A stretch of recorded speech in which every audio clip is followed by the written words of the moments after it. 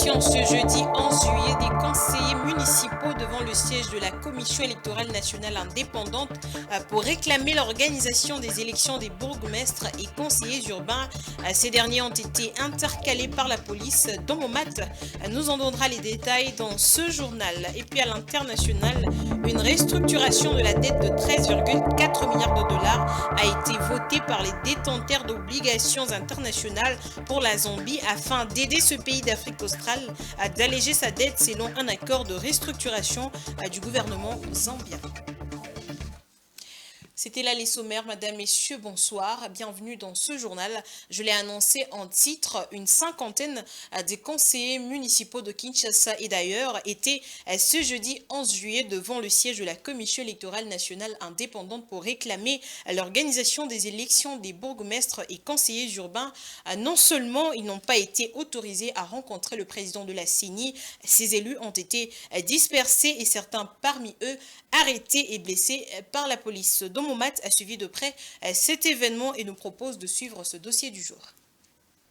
Les municipaux de Kinshasa et d'ailleurs se sont mobilisés ce jeudi 11 juillet devant le siège de la Commission électorale nationale indépendante CENI sur le boulevard du 30 juin pour exprimer leur désir de voir les élections des bourgmestres et conseillers urbains se concrétiser sans plus de délai. Les honorables conseillers municipaux sont en colère contre la CENI, parce que la CENI a reporté plus de 3 fois les élections des bourgmestres et des candidats conseillers urbains. Alors, ces reports intempestifs inquiètent les honorables conseillers municipaux. Vous êtes sans ignorer que nos conseils communaux font face à des bourgmestres nommés par ordonnance présidentielle, qui ne se voient pas redevables devant les conseils communaux, empêchant ainsi les conseils communaux de jouer leur rôle, de légiférer, de contrôler l'exécutif communal. En même temps, d'ici le mois d'août, il va s'ouvrir la session budgétaire dans tous nos conseils communaux. Quel est ce bourgmestre qui va déposer les budgets au conseil? Nous voulons doter nos bases de budgets réalistes pour voir le développement réel que nous attendons tous. Le développement, c'est à la base. Mais si le développement est à la base, l'organisation politique devrait commencer à la base. Tant la société civile que les élus locaux soutiennent fermement cette revendication, considérant qu'aucune raison ne justifie un énième report de ces scrutins essentiels. À ce moment-ci, il est difficile de pouvoir faire la jonction entre les élus communaux et les bourgmestres nommés. À ce moment, les élus n'ont pas de prérogatives sur le bourgmestre qui est nommé, mais aussi la manière dont ces organes vont fonctionner va être une manière différente avec l'administration communale. Il est donc important, il est impérieux, il est même obligatoire que la CENI puisse organiser des élections, d'autant plus que rien ne peut justifier d'avoir consommé plus d'1 milliard de dollars et ne pas organiser les élections, surtout que la CENI, dans son calendrier, dans sa feuille de route depuis le début, avait déjà annoncé les élections au second degré au niveau des communes. Si la CENI estime qu'il n'y a pas de moyens pour organiser les élections, que la CENI prenne le papier duplicataire, qu'on mette les noms des candidats, bourgmestres et consorts, nous sommes dans des conseils, on se connaît. Les conseillers vont aller voter, du fait à doter la République des animateurs et des dirigeants légaux. Parce que nommer aussi les animateurs au niveau de l'exécutif communal, c'est violer aussi la Constitution à son article 220 alinéa D, qui dit à ce qu'on ne peut pas réduire les pouvoirs des entités territoriales décentralisées. Malgré leurs efforts pacifiques, les refus d'ouverture de la CENI a conduit à un léger blocage du boulevard du 30 juin.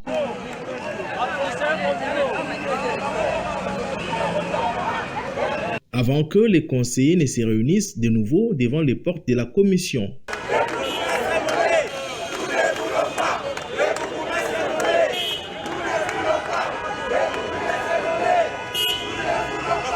Cependant, l'intervention violente de la police qui a abouti à l'arrestation de près de 3 conseillers et à des blessures a mis un terme brutal à cette manifestation. Nous sommes très déçus et c'est très déplorable de voir dans un pays comme le Congo où les policiers peuvent arrêter de la manière arbitraire les élus du peuple. Nous sommes venus réclamer que nos droits les plus légitimes et un lieutenant-colonel qui donne l'ordre de disperser les élus du peuple et faire des arrestations.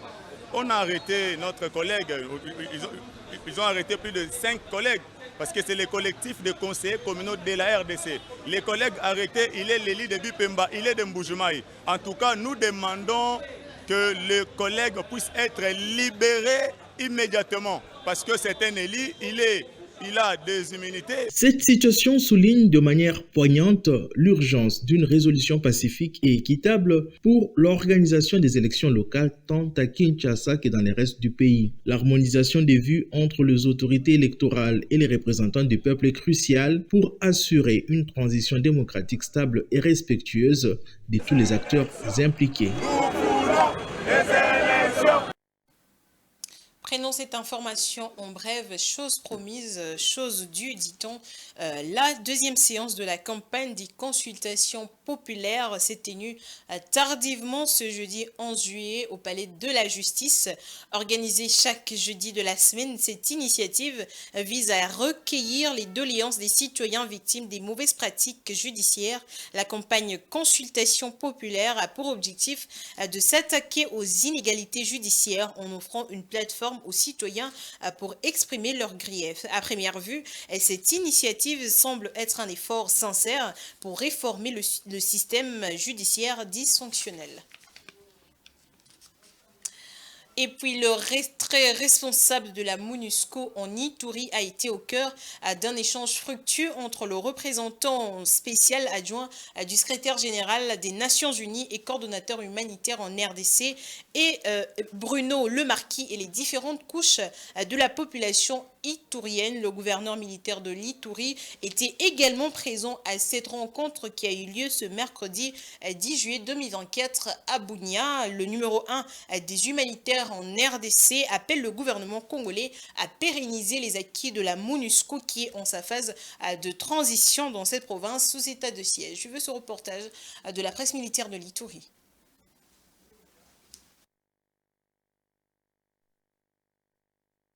Des collaborations entre la mission onusienne et les gouvernements congolais ainsi que la société civile en cette période de sa transition. C'est dans cette optique que s'est tenue une importante réunion entre l'administration militaire et le représentant spécial adjoint du secrétaire général des Nations Unies et coordonnateur humanitaire en RDC. Ici, il était question pour les parties prenantes d'analyser les tenants et aboutissants du dit processus conformément au cas spécifique de la province de l'Ituri, d'où les gouverneurs militaires, le lieutenant général Luboya Kashamadjoni appelle les uns et les autres à prendre au sérieux cette épineuse question.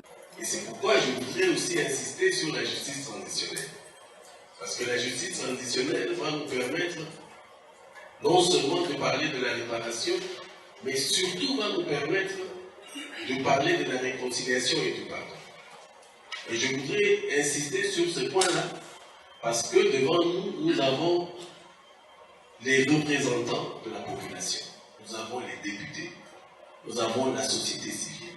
J'insiste beaucoup pour que chez nous, nous les acteurs, c'est-à-dire nous les Congolais qui sommes ici, parlons de la paix, parlons de la réconciliation. Pour Bruno Lemarquis, le gouvernement de la République démocratique du Congo devra pérenniser les acquis de la MONUSCO. Vous le savez, le départ de la MONUSCO, c'est un processus graduel, responsable, organisé, mais, et c'est le but aussi de cette réunion, il faut tout faire pour se préparer en avance, pour que l'atterrissage se fasse le plus en douceur possible. Disons-le, le retrait réussi de la MONUSCO dans la province du Sud Kivu devra servir d'exemple pour l'Ituri, une province sous état de siège où la MONUSCO travaille en étroite collaboration avec l'administration militaire pour restaurer la paix telle que voulue par le président de la République, Félix-Antoine Tshisekedi Tshilombo. Et puis, selon un communiqué de presse du cabinet du gouverneur de la province du Nord Kivu, les terroristes de Rwanda Defense Force ont lancé des attaques simultanées vers 4h52 du mercredi 10 juillet 2024 sur les positions des forces armées de la République démocratique du Congo et ses partenaires se trouvant au village Nyangé, Empati, situé à 80 km en profondeur à l'ouest de Kichanga, et ce, en violation de la trêve humanitaire recommandée par les États-Unis. Et puis, autre chose à présent, l'artiste musicien ambassadeur de la culture congolaise, Kofi Olomide, s'est présenté ce jeudi 11 juillet 2024 au Conseil supérieur de l'audiovisuel et de la communication pour les propos tenus lors de l'émission Le Panier à la radio-télévision nationale congolaise. Au sortir de cet entretien, Kofi Olomide a salué le travail du CESAC et a déclaré que l'entretien était pédagogique. Il a reconnu qu'en sa qualité de l'ambassadeur de la culture congolaise, il ne devrait pas aller très loin dans ses propos. Les détails dans cet élément. Il n'y a pas de guerre. L'agression. Ouais. Nous sommes tapés. On nous gifle, on nous fait de nous ce qu'on veut. Moi, j'ai vu des camions, des gens là qui viennent paisiblement, tranquillement. Il n'y a rien, personne pour les empêcher. Et puis là, hier, j'ai vu que non, parce que dans la moto, pour pas qu'il y ait un front. Mea culpa de Kofi Olomide, convoqué au CESAC après avoir déclaré sur la RTNC que la RDC n'était pas en guerre, mais plutôt qu'elle était giflée. L'artiste musicien congolais a déclaré avoir été très loin de ses dires. J'ai retenu que le chanteur Kofi Olomide est aussi l'ambassadeur de la culture du pays. À ce titre, il devrait peut-être distiller un peu plus de diplomatie dans son discours, même si ce qu'il dit est vrai et fondé. Donc, j'ai retenu cela. Il en a tiré sa leçon. Et sortir d'ici, je pense à nos soldats, à faire d'ici. Et j'espère vraiment que quelque chose va se passer de positif pour eux. Pour le reste, merci au CESAC. Voici plus de 3 décennies que la RDC, dans sa partie Est particulièrement, est en proie à la peur et à l'instabilité orchestrée par différents groupes armés dont le M23, soutenus militairement par les Rwandais et l'Ouganda selon les récents rapports des experts de l'ONU. Les habitants, pris par ces tourbillons de violence, sont les premières victimes de cette véritable crise humanitaire. Et puis le vice-premier ministre, ministre de Transport, Voies de Communication et Désenclavement, Jean-Pierre Bemba, a présidé une réunion ce mercredi 10 juillet 2024. Celle-ci a abouti à la signature de validation du procès-verbal de la réunion du 24 juin 2024 entre le banc syndical de l'Office national des transports ONATRA et le groupement Matadi Corridor Terminaux Containers MCTC en sigle sur la mise en concession du port de Matadi. Suivez. Cette signature marque ainsi le point de convergence entre le banc syndical de l'ONATRA et Matadi Corridor Terminaux à conteneurs pour la mise en concession du port de Matadi dans un partenariat public-privé devant moderniser ce port selon la vision du chef de l'État Félix Antoine Tshisekedi. Le gouvernement de la République démocratique du Congo ainsi que le MCTC ont pris en compte le desiderata du banc syndical, à en croire le président de la délégation intersyndicale de l'ONATRA, Armand Ossassi. Nous sommes très contents parce que c'était sous la médiation du vice-premier ministre, le ministre des Transports, et si les chefs de l'État pour trouver une solution concernant la modernisation d'une partie du port de Matadi, c'est-à-dire la partie TCM, et les exceptions soulevées par les bas syndicales. Et par rapport à cette modernisation, le gouvernement a pris à compte, c'est-à-dire que les 4 pays d'ici le 27 et concernant la reformulation des contrats et d'autres exceptions soulevées par nous, c'est pris à compte. Donc nous venons tout de suite là de signer un protocole d'accord gagnant-gagnant pour toutes les parties. Donc, pour sa part, le directeur général de l'ONATRA, Martin Lukusa, s'est dit très satisfait de ces discussions sous l'égide du VPM Jean-Pierre Bemba qui ont aplani toute divergence et cette signature gage de la continuité de la vie de l'entreprise. Beaucoup, c'était très long, comme vous l'avez remarqué, depuis ce matin à 11h. Il y avait des points de non-convergence entre la partie qui va prendre le terminal à conteneurs de Matadi et nos partenaires sociaux, qui sont les syndicalistes qui défendent les intérêts des travailleurs. Et là, on voulait assurer tout le monde que cette collaboration qui va s'installer entre le NATRA et les MSD ne puisse pas aller en défaveur de la population congolaise. Et tous ces points de non-convergence ont été élagués et toutes les parties ont signé.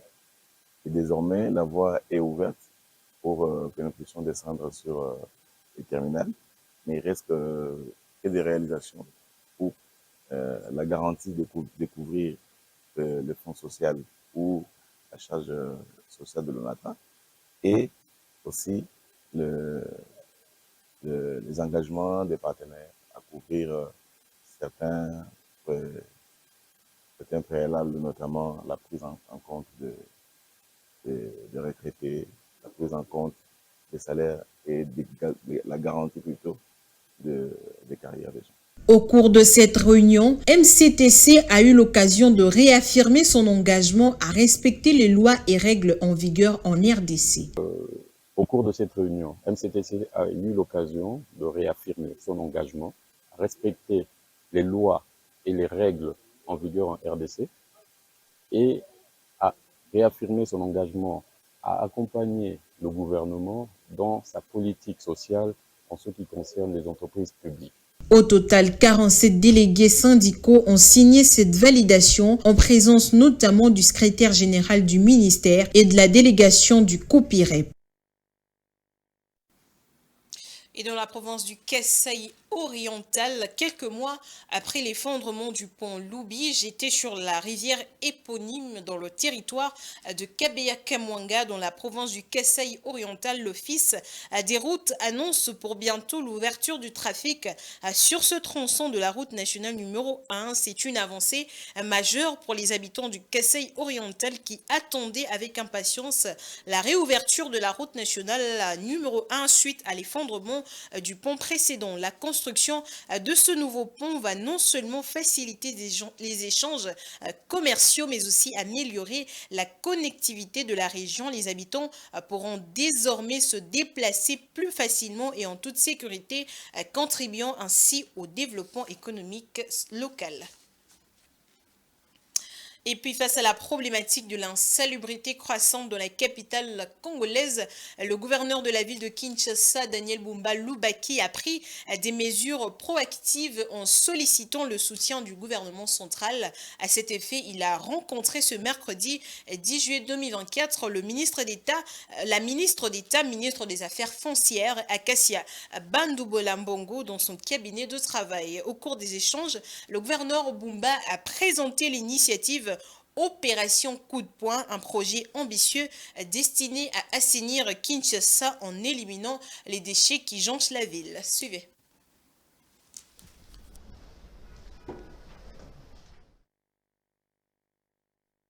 Il était question d'une séance de travail avec Madame la ministre d'État en charge des questions foncières. Alors notre échange était justement basé sur la nécessité de voir avec le gouvernement central, au travers de ses compétences, des réserves foncières pour essayer de dénouer nos politiques que nous avons prévues quant à ce. Et de manière imminente, de nous disposer, en tout cas une décharge, parce que nous allons lancer dans le jour qui vient une grande opération de coup de poing pour essayer de balayer Kinshasa, nettoyer Kinshasa. Kinshasa, à ce jour, compte plus de 3 400 000 tonnes de déchets, ce qui est énorme. Pendant qu'à côté, il n'y a pas de centre de décharge finale, il n'y a pas de centre d'enfouissement. Le centre d'enfouissement qui Kinshasa a été doté aujourd'hui a des problèmes qui nécessitent des expropriations, de superposition. Pendant ce temps-là, de trouver des issues, nous nous sommes dit qu'il faudra quand même une mesure transitoire pour trouver un endroit accompagner l'opération coup de poing. Nous sommes très heureux. Madame la ministre nous a dit bien d'accompagner cela avec force et elle s'est impliquée pour trouver des solutions pérennes. Non seulement de manière conjoncturelle, mais une réflexion pérenne qui permettra qu'on puisse résoudre la problématique. Messieurs, l'actualité, c'est aussi en dehors de la République démocratique du Congo. Faisons place à la page internationale.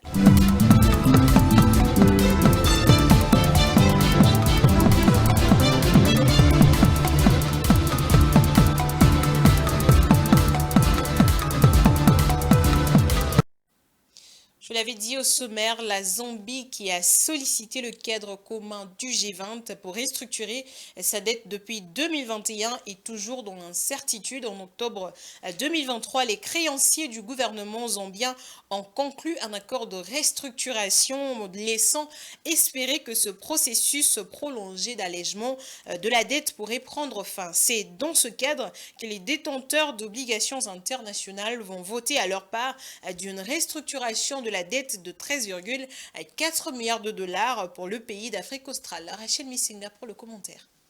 La Zambie est en voie d'être le premier pays africain à achever une restructuration complète de sa dette dans le cadre de l'architecture du cadre commun dirigé par le G20. Les détenteurs d'obligations internationales ont voté leur part d'une restructuration de la dette zambienne de 13,4 milliards de dollars américains. Pour rappel, la Zambie avait été le premier en Afrique à faire défaut sur sa dette d'un montant de 33,7 millions d'euros en 2020.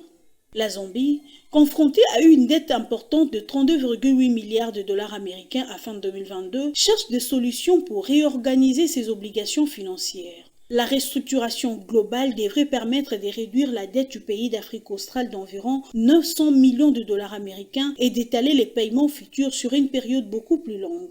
Les perspectives pour 2024 tablent sur un ralentissement de l'économie de la Zambie. D'après le FMI, la croissance du PIB a été revue à la baisse de 2,3%. La production agricole devrait se contracter de 19% en raison de la sécheresse. L'activité manufacturière se verra entravée par de pannes d'électricité, entre autres.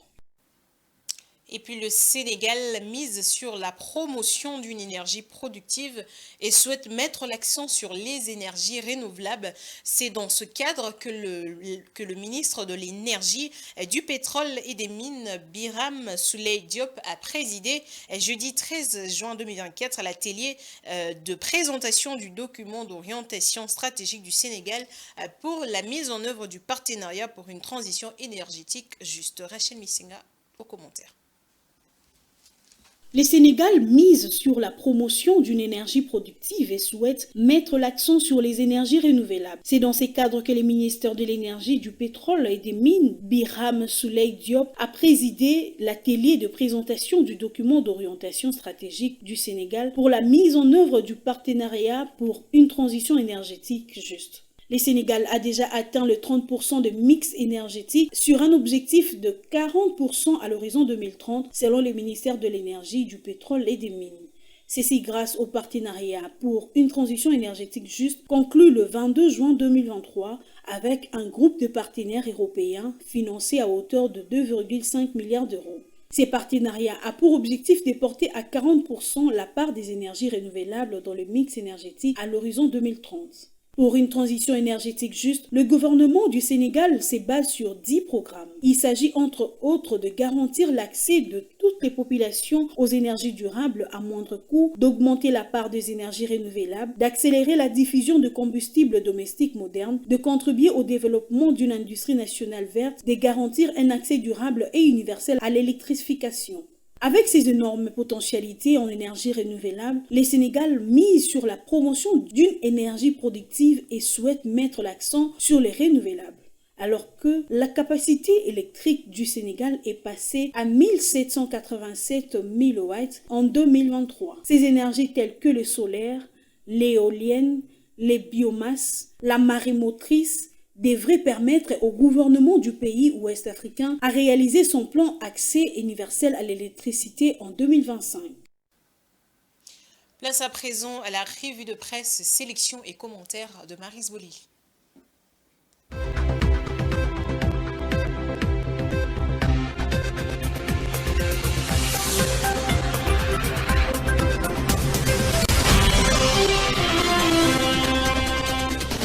Bonsoir madame, monsieur, bienvenue dans cette revue de presse. Au sommaire de journaux parus dans la ville de Kinshasa, c'est 11 juillet 2024, Forum des As attitré, Kitambo, une décharge publique empeste la population. La gestion des déchets pose un sérieux problème dans presque toutes les communes de Kinshasa. C'est le cas notamment de la commune de Kitambo, plus précisément au quartier Lissala, où une décharge publique située entre les avenues Boma et Sonkourou le long du Macadam, un jet de pierre de la morgue et de l'hôpital de Kitambo, d'état d'immondice dégage une odeur nauséabonde.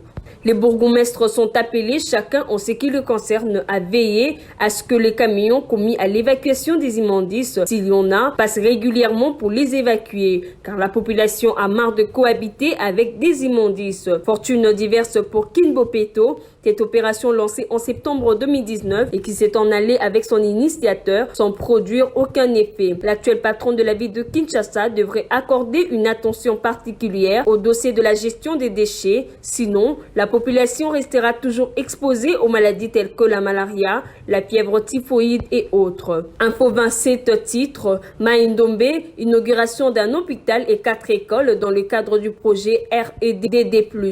Un hôpital moderne et 4 écoles construit par la société Era Congo, WWC, dans la province du Maïndombe, ouest de la République démocratique du Congo, dans le cadre du projet Maïndombe REDD+, ont été inaugurés mardi par la ministre d'État à l'environnement et au développement durable dans la concession forestière de cette société, a appris l'ACP mercredi de sources officielles. Durant cette visite, la ministre d'État Bazaïba a inauguré un hôpital moderne à Ibali et 4 écoles dont une à Inounou, 2 à Ntselenge et une autre à Mpili, sur le 32 écoles prêtes à être inaugurées. Nous sommes dans les territoires d'Inongo et c'est ça le projet que nous allons dupliquer dans les différentes provinces forestières. Aujourd'hui, les provinces forestières ne devraient plus être appelées provinces pauvres parce qu'elles constituent la solution pour l'humanité face à la crise climatique, a dit Madame Bazaïba lors de l'inauguration de l'école Pili. C'est grâce à la conservation de forêts que nous recevons en échange le fonds de crédit carbone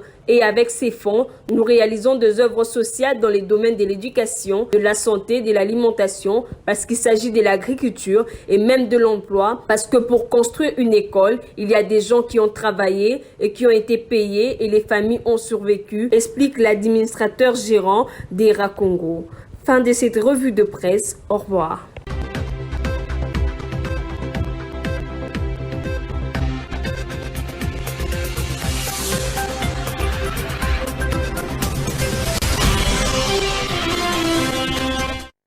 C'est avec cette revue de presse que nous mettons fin à ce journal. Place au rappel des titres. Manifestation ce jeudi 11 juillet des conseillers municipaux devant le siège de la Commission électorale nationale indépendante pour réclamer l'organisation des élections des bourgmestres et conseillers urbains. Ces derniers ont été intercalés par la police. Domat nous a donné les détails dans ce journal. Et puis, une restructuration de la dette de 13,4 milliards de dollars a été votée par les détenteurs d'obligations internationales pour la Zambie afin d'aider ce pays d'Afrique australe d'alléger sa dette selon un accord de restructuration du gouvernement zambien. C'est la fin de ce journal, mesdames, messieurs. Merci à vous de l'avoir suivi et bonne suite de programme sur votre chaîne Géopolis Télévision. Au revoir.